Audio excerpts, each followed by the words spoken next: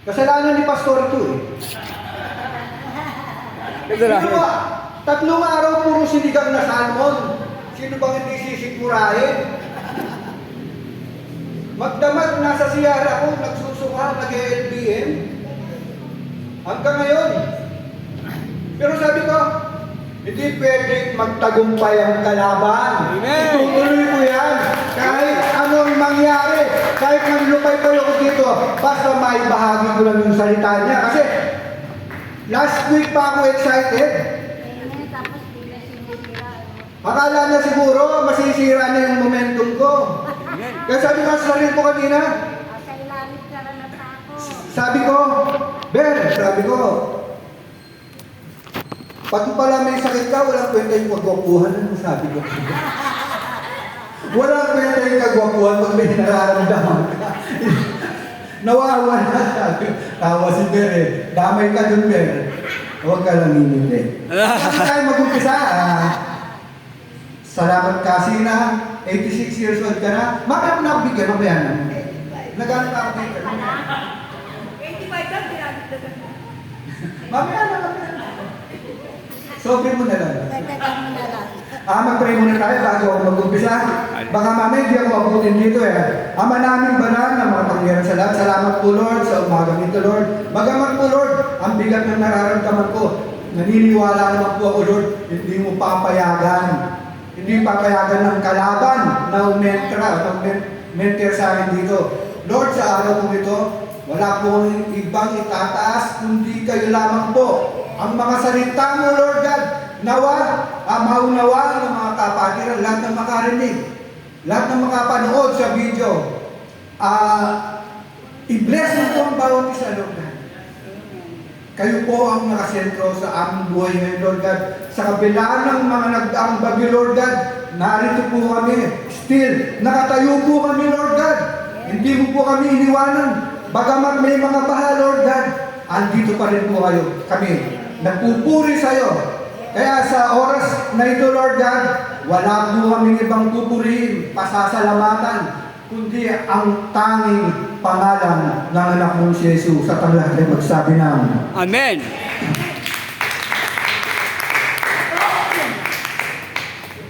Handa na ba kayo? Yes. Wala sa dyan. Hindi sa pwede. Hindi okay na.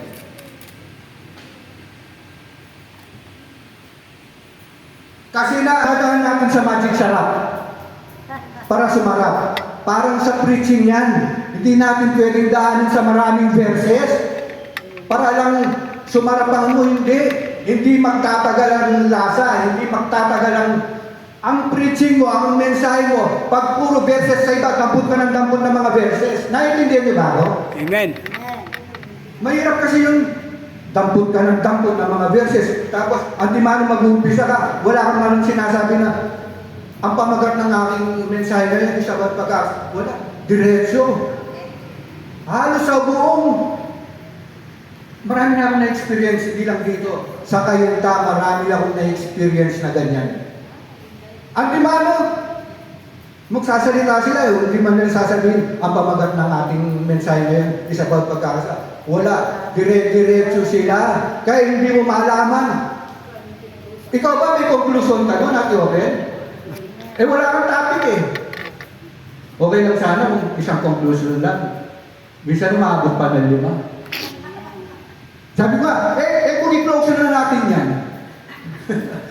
Total, puro conclusion eh.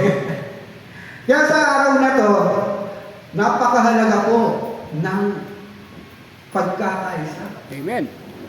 Saan po natin makikita ang pagkakaisa? Unang-una, sa gobyerno, hindi nagkakaisa. Ano nangyayari sa bansang Pilipinas? Hindi nagkakaisa ng hangarin eh. Kanya-kanya sila eh. Kagaya itong nagdaang mga bagyo, ang daming nasirang kalsada.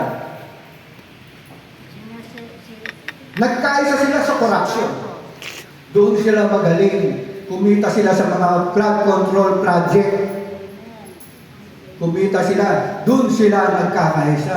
Ganyan po sa ating gobyerno. Paano uunlad ang bansang Pilipinas kung hindi tayo nag-iisa?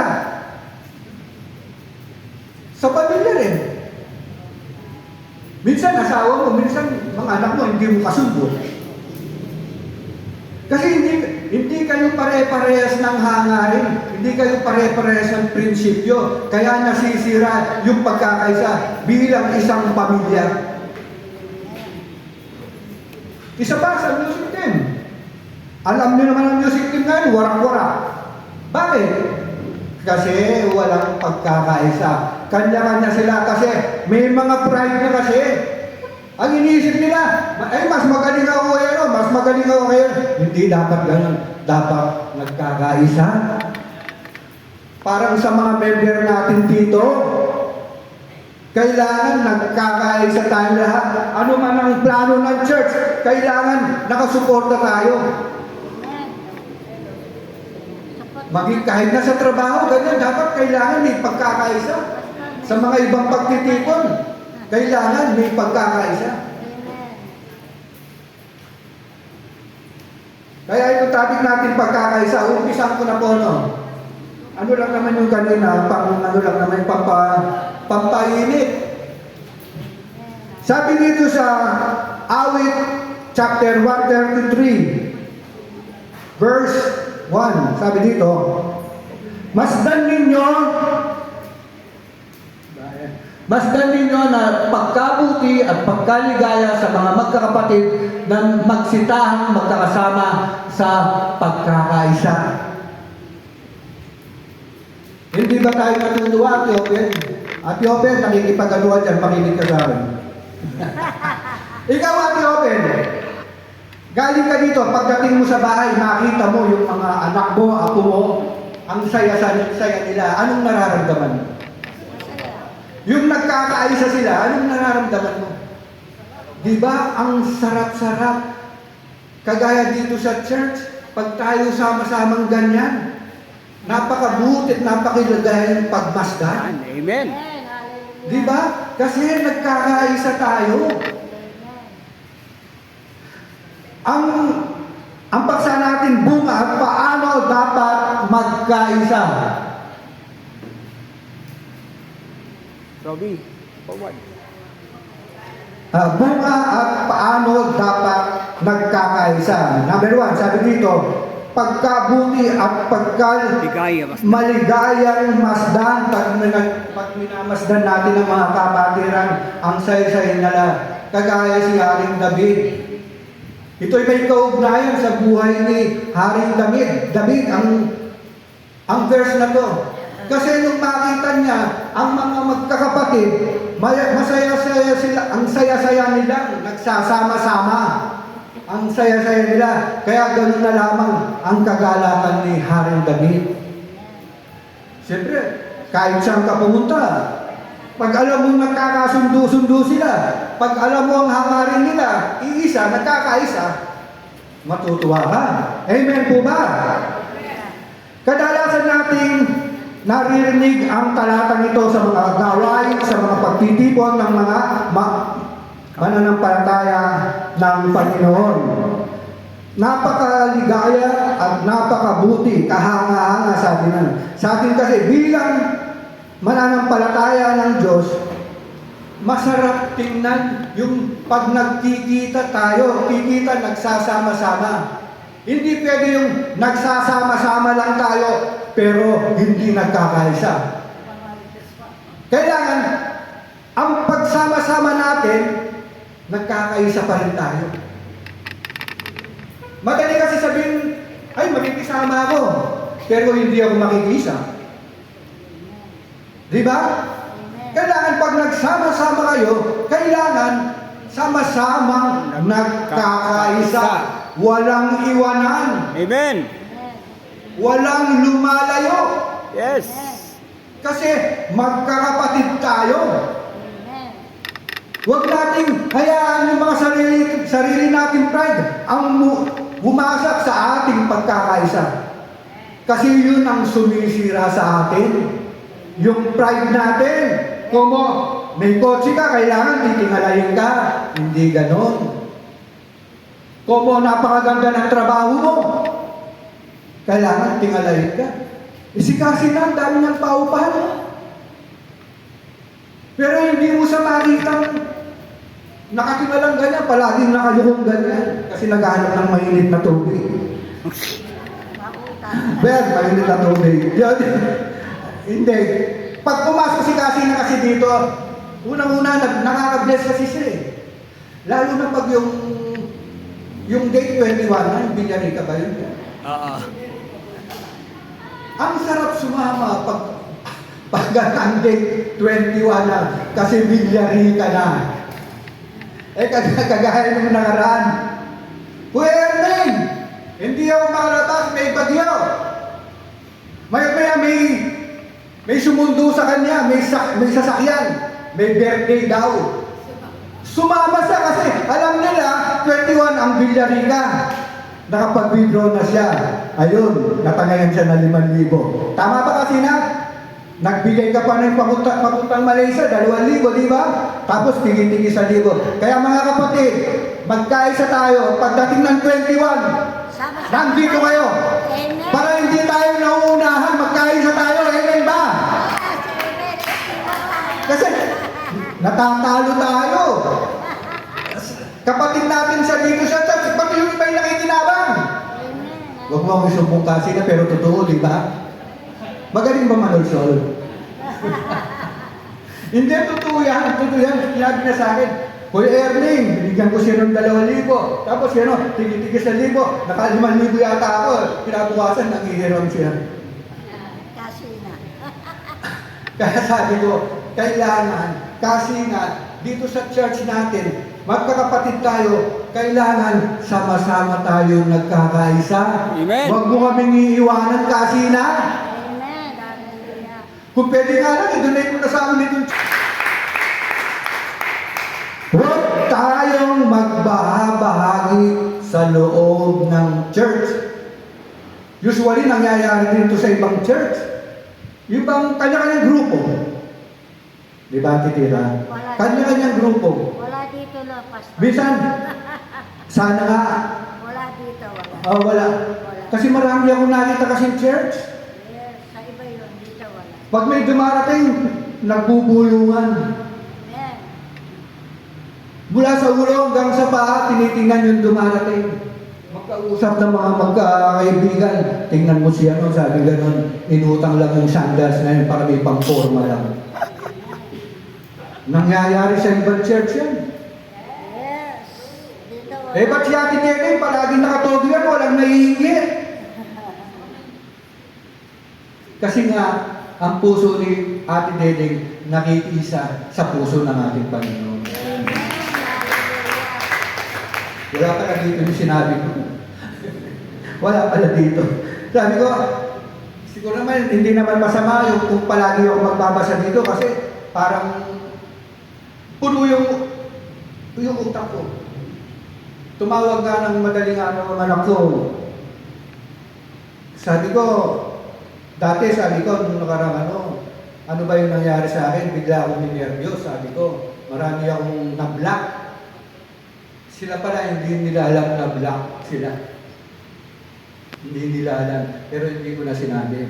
Sabi, bakit ka nai-stress? Hindi ako nai-stress. Sabi ko.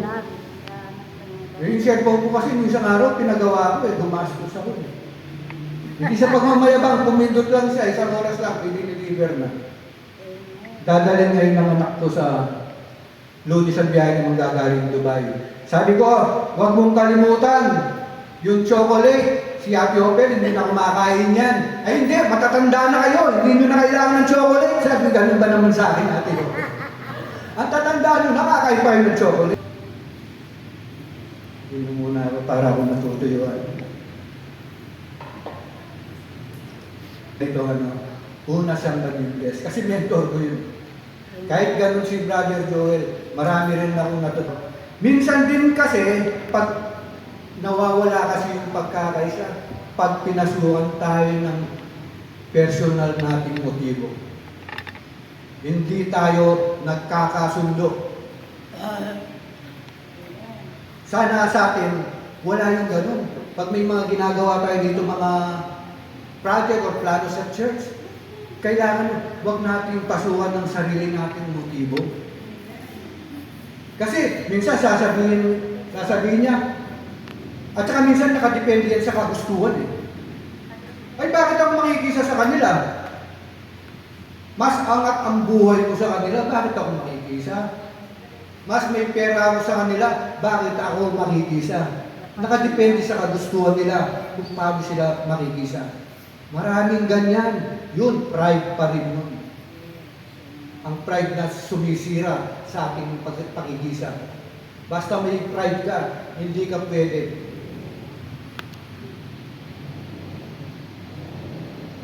Kaya nga sa paglilingkod, meron tayong mga leaders. Kasi ang mga leaders ang nakakaalam. Sila ang boses natin. Kung halimbawa may gusto tayong paratingin sa nakatatas sa atin, sila ang boses natin. Sila ang gagawa ng move. Kagaya sa Yobel, halimbawa may problema yung kabataan. Oh, pararatingin niya kay pastor. Kaya importante yung mga leader sa ating paglilingkod kasi hindi tayo magkakaisa isa kasi. Pag wala rin yung mga leaders, walang gagabay sa atin, walang magtuturo kung ano ang dapat nating gawin. Amen po ba? Amen. Parang nahihiro na yan ako. Tapos, ito pa, maganda to eh. May kasabihan tayo ito, yung mga nag-aaral, alam nila to. United, we stand divided before. Diba tama yun? Pag nagkakaisa tayo, makakatayo tayo, magagawa natin, magkakaisa tayo. Pero once na nagkawatak-watak tayo, masisira lahat ang plano natin. Like for example, hindi ko na pala nababasa to. Like for example, halimbawa, nagbubuhan kayo ng sila Robbie, sila Miguel, yung mga youth, mabigat na bagay. Tapos si Elijah nakahawak ng ganon. Ibig sabihin, hindi siya nakikisama. Kasi may tendency na bumagsak kayo kasi hindi pantay-pantay ang pagbuhat. Hindi nagkakaisa. Napaka-importante ng unity. Hindi tayo makakatayo. Mabubuwal tayo. Ako hindi ko makalimutan ito. 4th year ako eh. Ito pinaka-ano namin sa school eh. United we stand, divided we fall. Parang galing sa US itong ano ito. Kahapon, nagsama-sama kaming gumagawa. Meron hindi nagisama, masakit daw ang tiyan. Pag-alis nila kahapon, binago pa ito ng may sabon kasi parang ayaw ko may ate ang kinabukasan. Ang lansa kasi ng amoy. Yung kahapon ito, kaya nagkasabay-sabay, yung sakit ng katawan ko, tapos yung ano ko, nag-rebelde yung pitan ko, nag-LBM ako. Nagkasabay-sabay. Sabi ni JJ, Tay, tawagan mo si pastor, siya na lang ang mag-preach. Kasi dumagaling ako. Ang sakit. Ang sakit pala yung mayat-maya, no? Tubig ang lumalabas sa'yo. Ang sakit.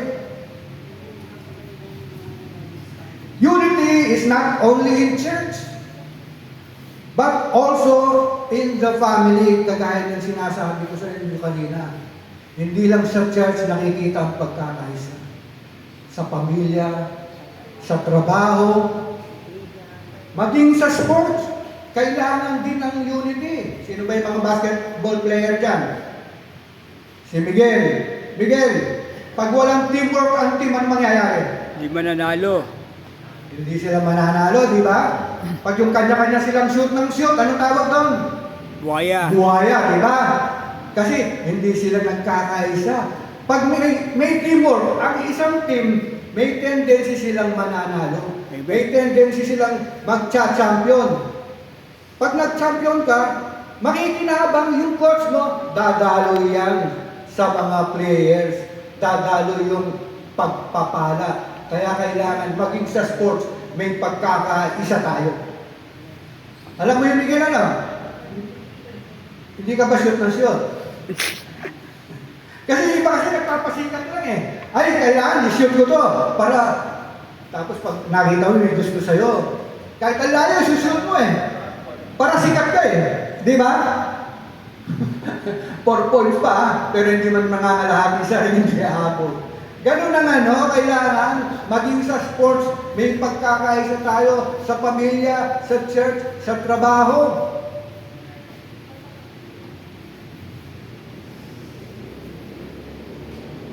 Next, awit 133 verse 1 ito. Verse 1 pa lang tayo. Ayan. Ay nga dito. Namangha si David nang makita niya ang mga anak ng Israel ay sama-samang nagkakaisa. Ito ay nangyari nung iluklok si David bilang pinakano ng tribo ng Israel. Nakita niya ang mga magkakapatid, mga anak ng Israel, nagkakaisa, ang saya-saya nilang nagsasama. Kaya sabi ni Haring David, napakaligaya, napakabuting tingnan. Nagkakasundo yung magkakapatid. Doon siya nagalak siya. Nagalak siya sa mga anak ng Israel. Mamaya may continuation ito. Tapos sabi pa nga dito, ang tunay na pagsasama-sama ay may kagaalakan at mabuti at maligaya. Yung tunay nagsasama-samang nagkakaisa. Palakpakan natin ang ating Panginoon. Dahil nga may dudulot itong mga pagpapalang kaaya-aya at kaginhawahan. Gaya ng pangyayari, ito si Pilemon at si Onesimo. Dati kasi, magkakasundo na dati ito si Pilemon at si Onesimo. Nagkakaisa sila dati, lahat ng mga balak ng isa, nagkakaisa sila. Dumating yung time na parang ayaw ng masapawan ng isa bawat sa kanila. Alam niyo yung nangyari? Nagkasundo sila muli. Ganun ang kagalakan naramdaman ni Apostol Pablo. Na dating magkakaaway, pero nagkaisang muli. Ganun din sa ating church. Pag meron hindi nagkakaano, di ba natutuwa tayo? Pag naayos natin ang kung ano man ang gusto meron sila, nagagalak tayo kasi naayos natin Yun ang nangyari kay Pilemon.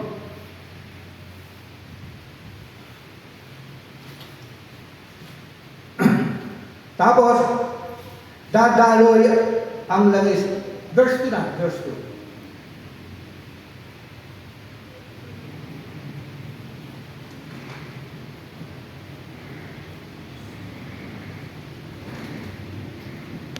Dadaloy ang langis. Para mahalagang langis sa ulo na tumutulo sa balbas, sa mga pitbagay, sa balbas ni Aaron na tumulo sa laylayan ng kanyang mga suot. Ito pong langis ng ulibang ito, nagsisignify siyang Holy Spirit. Halimbawa, ikaw, nag-apply ka ng langis sa ulo mo, sa isang lalaki tapos may balbas yan. Di ba pag tutulo yun? Dadaloy sa balbas. Hanggang sa dadaloy sa kasuotan mo. Ganoon ang pagpapala.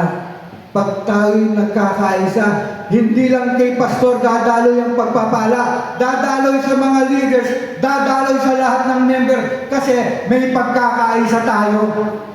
Amen. Parang langis, yun ang Holy Spirit. Mananahan din ang Holy Spirit sa bawat isa. Basta tayo ay nagkakaisa. Amen po ba? Amen. Tapos, next, may isa pa yan Verse 3. Verse 3. Dadaloy ang pagpapala dahil sa Pagkakaisa. pagkakaisa. Gaya ng hamog sa Hermon na tumutulo sa mga bundok ng Sayon, sapagkat doon pinarating ng Panginoon ang pagpapala sa mga tuwid-bagay, ang buhay na magpakailanman. Ito, yung, alam niyo ba yung hamog? Nakikita yan sa gubat, di ba? Yung tubig sa Yung hamog daw sa Hermon, pag dumaloy yan sa mga puno, sa mga tanim doon, mabubuhay silang lahat. Kagaya sabi ko kanina, pag dumaloy sa isa, dadaloy lahat yan. Hindi na tayo magugutom. Hindi na tayo maghihirap. Kasi nga, may pagkakaisa tayo. Para tayong hamon yan. Pag dumaloy yan. Pag dumaloy yan, hindi lang sa isa. Dadaloy sa mga halaman yan. Pag nahabugan yung mga halaman, kung namamatay man yan, kung nalalantangan yan, muli silang mabubuhay. Amen. Parang sa atin, dumaloy kay pastor. Tapos ang mga member nan, nahihirapan, may mga nagugutom. Once na dumaloy ang pagpapala, hindi na tayo magugutom. Amen. Mabubusog na tayo. Yun ang gusto na nating Panginoon. Tayo'y managana. Ayaw na tayong naghihirap. Madalas ko marinig kay Brother Joel noon yan. Sa kanya ko natutunan yun. Ang Panginoon, ayaw na nakikita tayong nahihirapan. Gusto niya nananagana tayo. Paano natin magagawa yun? Sa pamamagitan ng pagkakaisa natin sa bawat isa. Amen po ba? Next, dadaloy ang pagpapala sa pagkakaisa. Verse 3. Nasa verse 3 na tayo. Gaya na, isa pa. Balik, balik. Balik, ayan. Dadaloy ang pagpapala dahil sa pagkakaisa. Verse ano rin pala yan.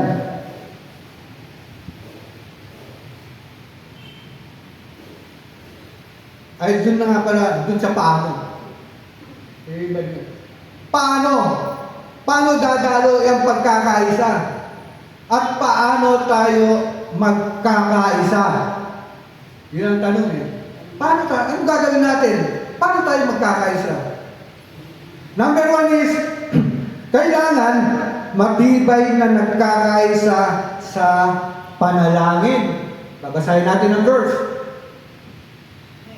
Acts 1:14. Ayan, sa Gawa 1:14, sabi dito, ang lahat ng mga ito ay nagsisipanatiling matibay na nagkakaisa sa panalangin, nakasama ang mga babae at si Maria na ina ni Jesus.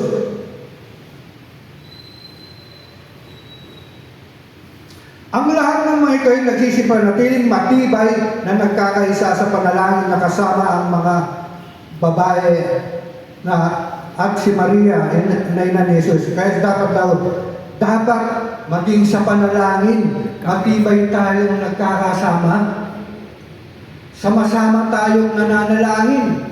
Pag meron tayong downwatch, kailangan, kahit nasa online, kailangan sama-sama tayong nagkakaisa sa panalangin. Kailangan pagtibayin natin. Magkakaisa tayo. Pagtibayin natin ang pananalangin. Kasi ang panalangin, yan ang ating sandata. Halimbawa, lupay-pay na tayo sa problema, panalangin lang ang makakasagot sa atin.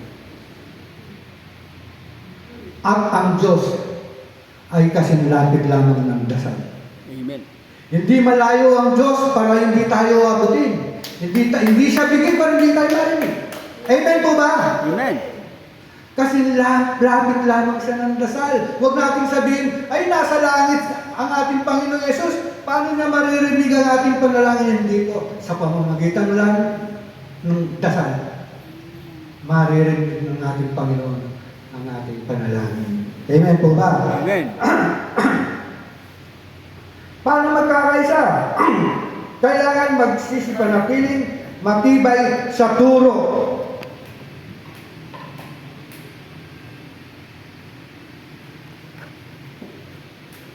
Ito importante ito.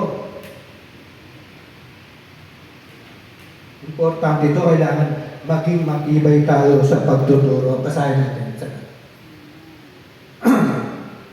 At sila'y nagsipanatili matibay sa turo ng mga apostol at sa pagsasama-sama sa pagpuputol-putol ng tinapay at sa mga panalangin. Hindi isa-isa ko lang nun.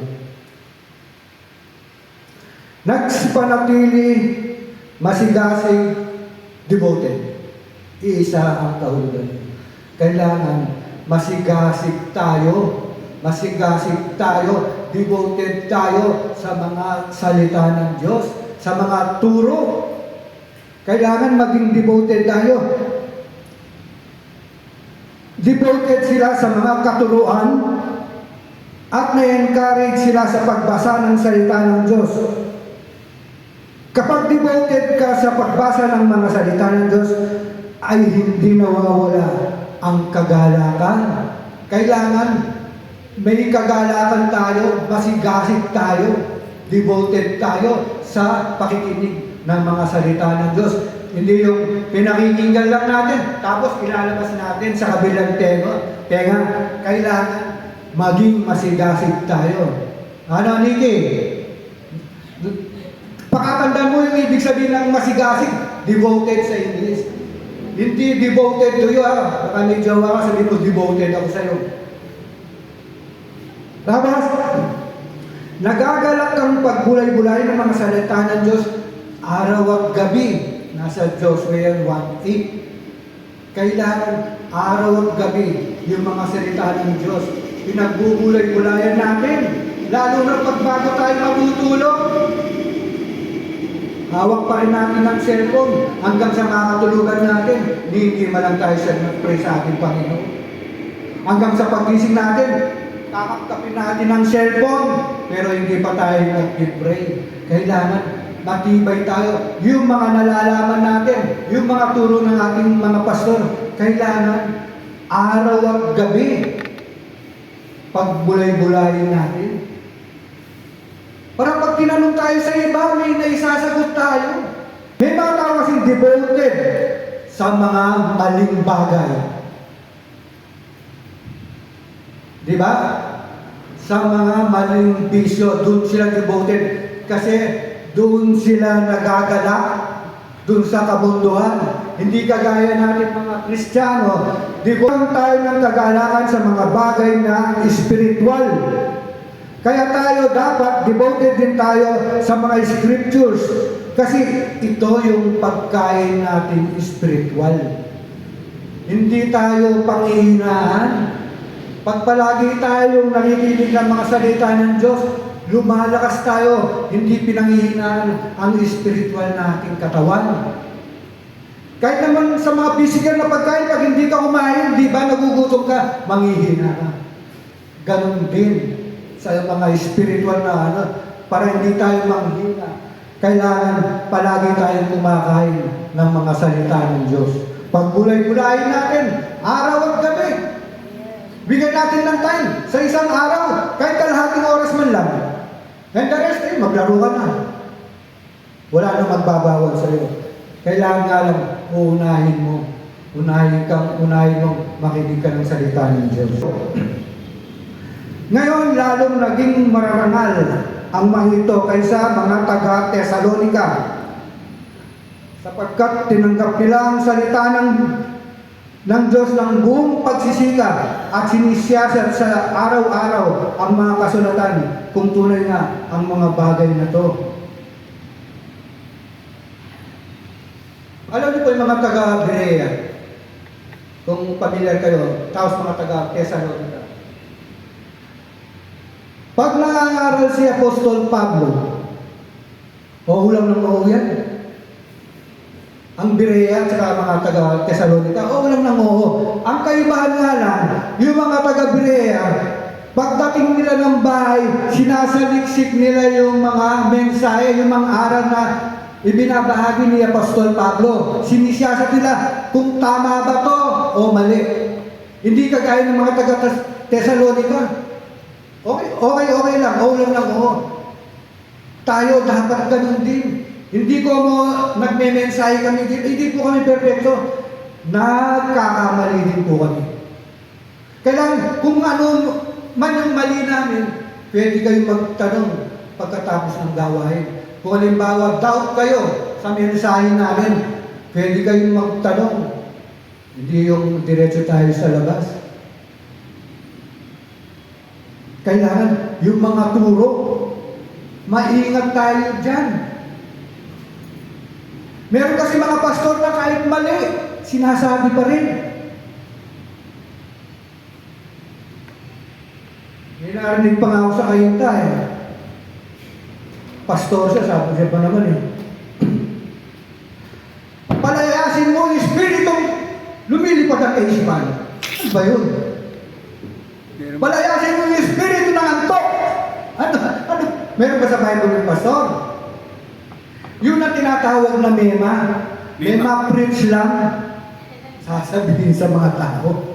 Mema preach lang sila. Kahit alam nilang mali, sasabihin pa rin para humaba ang kanilang pagmemensahe. Dapat siyasatin natin, manaliksik tayo. Tama ba yung sinabi ni Pastor Ernie? Tama ba yung sinabi ni Pastor Ervin, ni Pastor Opelia, at saka si JJ? Kailangan maging tayo, maingat tayo. Huwag lang tayong sang-ayon ka ng sang-ayon. Mali na pala yung nakikinig mo, naniniwala ka pa rin. Kaya masabi, maging sa pakikinig ng salita ng Diyos, kailangan may pagkakaisa tayo, may matibay tayong pagkakaisa. Maging sa mga pagtuturo, kailangan may matibay tayong pagkakaisa. Nakikita ba nila na from the start, kailangan niya yung ibabahagi natin. Huwag nakita sa sarili natin. Huwag natin itaas yung mga kapatid natin, yung mga kamag-anak natin. Wala po tayong pangitatas, kundi ang ating Panginoong Yesus. Amen po ba? Amen. Kadalasan kasi nangyayari yung ganon. Ay, alam mo, nung isang araw, ganito, ang daming blessing na dumating sa akin. Dahil tayong maingat, makikinig ng mga turo. Yung mga tinuturo nila sa atin, huwag lang tayo puro sumasang-ayon. Amen, brother? Amen. Next, malapit na to. 5 pages na lang ito. Dah. 10 minutes pa lang. Hindi gusto ka takalain, pastor. Akala ko kasi ang iksi lang ng binigay mo. Ang haba pala. May 3 bagyo pang kasama. Bago na ipalabas.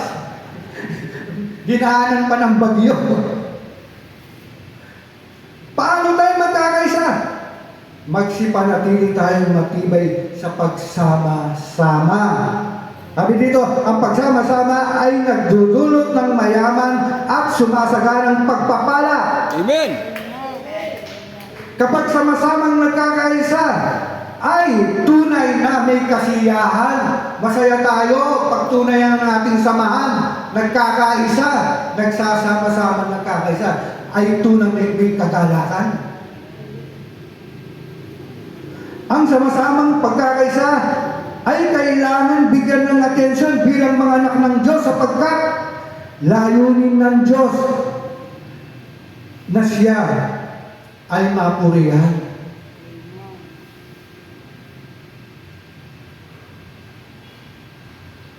Gusto niya, kagaya sabi ko kanina, ang Panginoon gusto niya na nanagana tayo eh. Bakit nagpupumilit tayo nagpapakahirap? Ang gusto mo magtinda ka para kumita ka kahit linggo. Pero, kailangan, kung wala lang talagang sakit na mabigat, huwag ka ma-absent.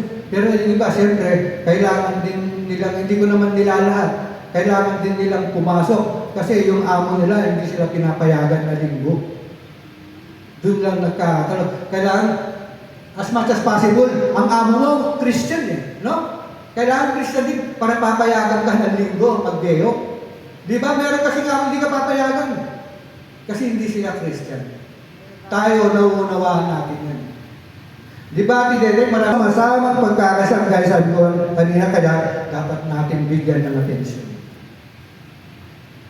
Kasi may inang idinudulot nito, kagalakan. Masaya tayo. Kahit tumatagal ako, meron ng konting ano. May plano kaming reunion, yung mga dati kong kasama sa trabaho. Lahat ng mga request nila kasi may nakaalam na pastor-pastoran na pala ako dito. Sabi, sige, hindi nila sukat akalain na pastor na ako. Dati kasi, yung tingin nila sa akin, ganyan lang ako. Kasi wala akong dangal dati. Sobra sa bisyo.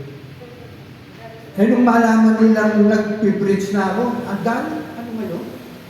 Ang dami sumusubaybay ng preaching ko. Hindi sila makapaniwala. Ikaw na ba yan? Sabi ganun ba naman sa akin? Oo! Binago lang ako ng Diyos. Huwag niyong hahanapin yung dating earnings, sabi ko. Huwag niyong hahanapin yan. Masisira ang buhay niyo. Dahil ako, ang dami ko sinira ang buhay niyo. Ang daming kabataan na nasira ang buhay sa akin. Nagbebenta ako ng mga gamot-gamot. Pag walang pera, bibigyan ko na lang ng libre para pare-parehas na kaming adik. Kaysa bibili sila, walang pambili, hindi sila magiging adik. Libre na yan! Alam mo naman ng Pilipino, basta libre. Di ba? Di ba, tita? Ay, awa ng Diyos! Ang daming nakakulong ngayon. Pasalamat ako sa Panginoon. Nakilala ko siya. Kung hindi, baka nasalvage na ako. Ang dami ko kasing pinermisyong tao. Salamat sa Panginoon. Iba talaga pag nasa Panginoon. Magsalo-salo. Paano tayo magkakaisa sa pamamagitan? Nagkakaisa sa pagtugon sa pangangailangan. Dito sa church, dapat nating, ako, kay Kasinan, sa kanya eh, kanina lang, kasi nakuha yung inaabutan na yung mga music team na LG. Di ba Kasinan? Magkakano ba yun? Kaya ako maabutan. Siguro mamaya kasi nag-preach ako eh. Dapat, kung sino ang nangangailangan sa ating mga kapatid, kung meron tayong may tutulong, huwag tayong marami. Hindi yung parating pa lamang, mangungutang sa akin na, sabihin mo wala akong pera. Hindi ganun. Kailangan salo-salo, sama-sama dito sa church, magtutulungan tayo, huwag magpahamakan. Meron kasing church na, hindi yung kabilang ganito. Hindi sila nagkakasundo. Sa bagay, wala naman talagang perfect na church. Pero meron grabe. Akala mo kung sino sila sa church, nakahawak lang ng ballpen at saka akala mo kung sino na. Ang gusto ko ng kasama, yung mga mayayaman. Kita mo yung bagay na masabi ko doon. Yung pala ukay-ukay. Kaya nga, kasi nga, kinakain sila ng pride nila, kaya nagiging ugali nila yung... Ano sabi dyan? At ipinagbili nila ang kanilang mga pagkaari at kayamanan at ipinamahagi sa lahat ayon sa pangangailangan ng bawat isa. Ay, kita mo yung nila, no? Pinagbibili nila yung mga kayamanan nila, yung mga pag-aari nila. Nung mabenta nila, pinaghahati-hati, pantay-pantay ang distribution. Hindi kagaya sa DSWD, Department of Selection and Wrong Distribution. Di ba? Sa ayuda lang, tama ba yung distribution? Hindi. Yung marunong lang, yung mga naglilista lang na kamag-anak, yun lang ang nakalista. Pero tayo wala. Naka-evacuate lang, pastor. Department of Selection and Wrong Distribution. Tama na naman. Ganyan ang talaga pinamahagi nila sa lahat-lahat. Kasi nga, nagkakaisa sila. At ang pagbabahagi ay pantay-pantay. Kumbaga sa walang laman. Next one. Matibay sa pagkakaisa sa templo. Ano yung templo? Church. To church. Kailangan yung pagsasamahan. Yung pagsasamahan natin, kailangan maging matibay. Kaya sabi ko kanina, walang iwanan.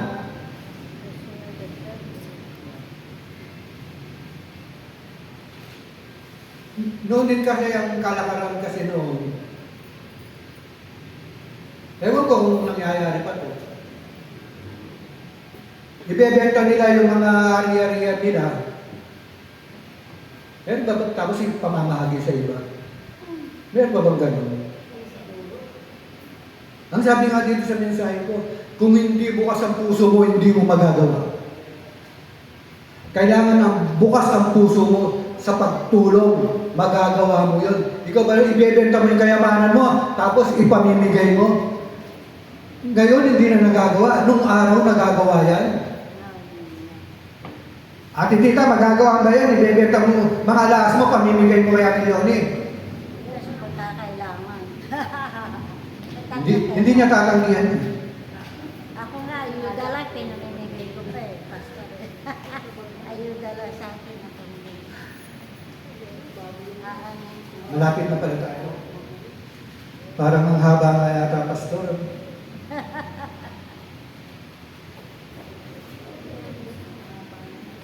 Paano tayo magkakaisa sa matibay na pagkakaisa sa templo? Kaya sabi ko, at araw-araw sila'y nagsisipa, natiling matibay sa pagkakaisa sa templo at sa pagpuputol-putol ng tinapay sa bahay-bahay at nagsisikain sila ng kanilang pagkain na may galak at may katapatan sa puso.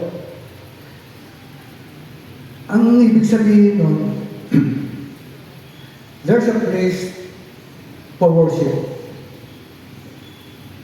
Huwag mo sabihin na, sa bahay na lang ako manunood, sa YouTube na lang ako manunood.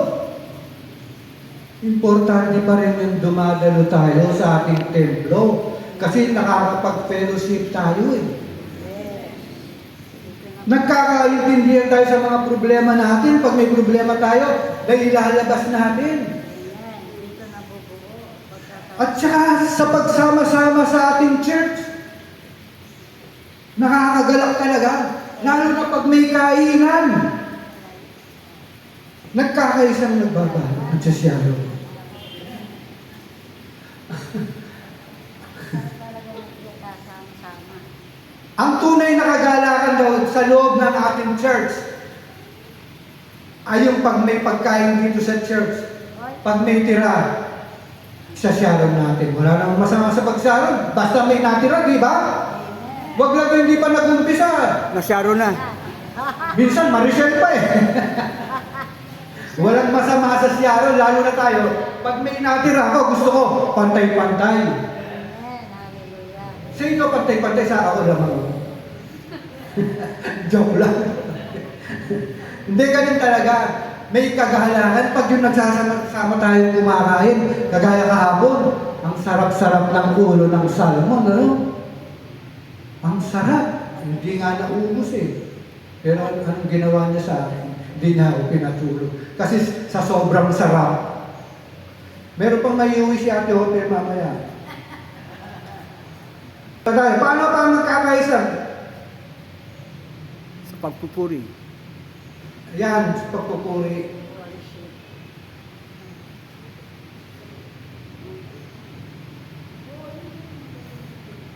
Sabi dito, sapagkat may mahigit ng 40 taong gulang ang tao na ginawa nitong himala ng pagpapagaling. Next. Verse 24. At sila ng kanilang marinig ito ay nangagkaisalita nila ang kanilang tinig sa Diyos at nagsabi, O Panginoon, Ikaw na gumawa ng langit at ng lupa, ng dagat at ng lahat ng nasa mga yaon. Ang ibig sabihin, meron kasi isang tao dito na 24 years old. Himalang pinagaling ng Panginoon. Ano ang dapat natin gawin? Pag yung himalang ginawa ng Panginoon sa atin, may pinagaling siya. Anong dapat natin? Pupurihin natin siya. Sabay-sabay natin pupurihin. Magkaisa tayo. Ipagsigawan natin ang kabutihan ng ating Panginoon. Magkaisa tayong magpuri. Yung kabutihan niya, yung kadakilaan niya, ilalabas natin, ipagsigawan natin ang ating Panginoong Diyos. Isan o sangga. Kamangha-mangha ang ating Panginoon. Amen. Kaya pag halimbawa, meron kasi iba, May mga blessings na hindi man lang napapansin yung favor na binibigay ng ating Panginoon, hindi man lang matutong magpasalamat. Marami akong nakikita doon sa amin. Nananagana sila. Hindi sila sumasamba. Hindi mo marinig salamat, Lord. Tayo, di ba? Pag binless tayo ng Panginoon, kasi na pag binigyan mo, salamat sa Panginoon. Kailangan magkakaisa tayong magpuri sa Panginoon. Ipagsigawan natin ang kanyang kadakilaan, ang kanyang mga kabahamanghang ginagawa. Nakakalungkot kasi. Pinagpapala ka ng Diyos, baliwala sa'yo. Pag naubusan ka, ay magsisimba ako kasi kailangan ng pag-vision ng anak ko magsisimba ako. Samantalang nung kasalukuyan may pera sila, hindi nila naaalala ang Panginoon. Ngayon, kung kailan sila nangangailangan, pag nangangailangan ka ng pagpupunta ng church, hindi.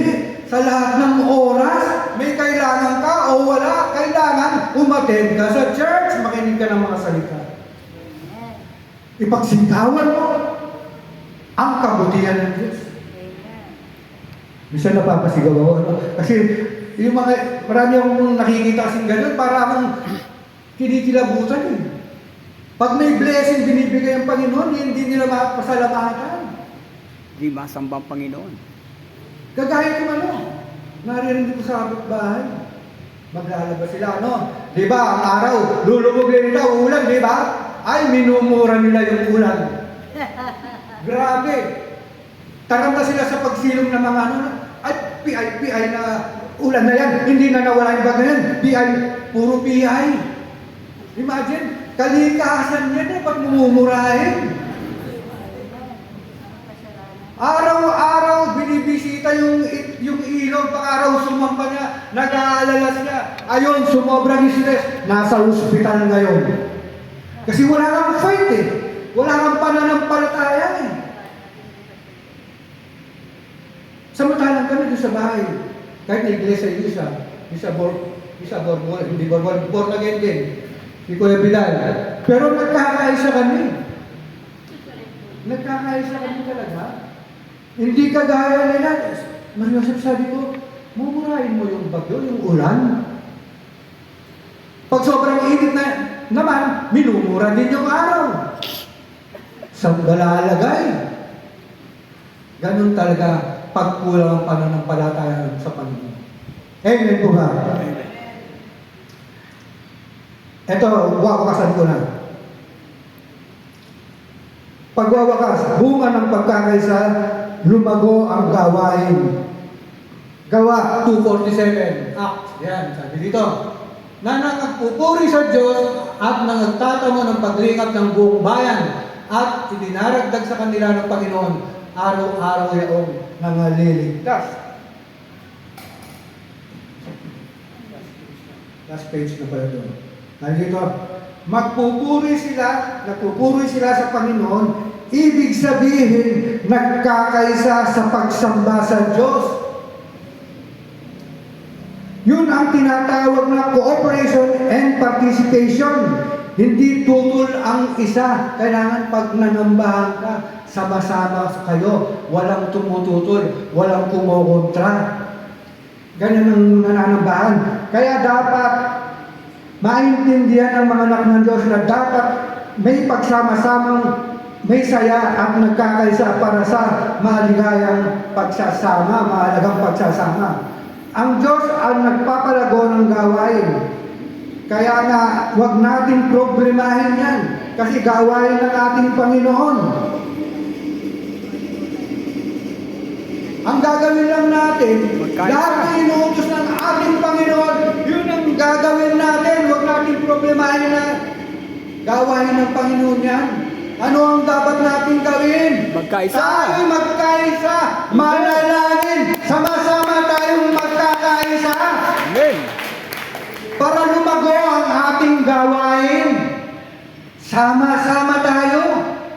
Walang iwanan. Walang lumalayo. Huwag natin isipin na kakaunti tayo dito. magpapadala ng worshiper ang ating Panginoon, magpapadala ng mga mananambahan sa atin. Huwag natin isipin na, isa kasi, iniisip natin, pakunti tayo ng pakunti. Huwag kang mag-alala. Ang Panginoon ang magdadala ng bagong mananambahan dito sa ating church. Huwag tayong maingit dun sa mga umaapaw. Hindi naman nakukuha sa padamihan yun. Yes, amen.